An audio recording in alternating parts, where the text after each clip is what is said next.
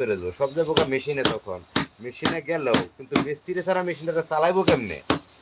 আমার মাথায় এটাই ঢুকে না। একটা মিস্ত্রি যদি একটা মেশিন চালায় তখন ওই কাজটা হইব সঠিক। আর একজন কাগজে কলমে লেখাপড়া করিয়া সে মেশিন চালাইবো, ঠিক আছে, সে মাপ যুগের কি বুঝবো যে কোনো প্র্যাকটিক্যালে, কিন্তু এখনো কি হয় নাই। সম্মানিত দর্শক, আমি এটাও বলি, যাদের ছেলে মেয়ে বেকার, লেখাপড়া করে না, স্কুলে যায় না, পড়ে না, তাদেরকে বাড়িতে বেকার না রেখে যে কোনো একটা হাতের কর্ম শিখাবেন। সবাই কর্মজীবনটাই হলো মানুষের জন্য কোনো ঠেকা হয় না। এই যেরকম আমি এই যে কাজ করতেছি, ইনশাল্লাহ দেখেন তো, এই যে কাজ করতেছি দিনে রাত কাজ করতেছি, আল্লাহ দিলে আমার ইনশাল্লাহ সুন্দর, আল্লাহ রহমত, আল্লাহ খুব সুন্দরভাবে চালাইতেছে। কারণ কের কারণে এই কাজের বরকতে এইটার ভিতরে আল্লাহ বরকত দান করে ইনশাআল্লাহ। এই যে ভাই বোন বাপ মা নেয়া, স্ত্রী সন্তানদের নেয়া, ডাল ভাত আল্লাহ খাওয়াই নিতেছে, এটাই শুক্রিয়া।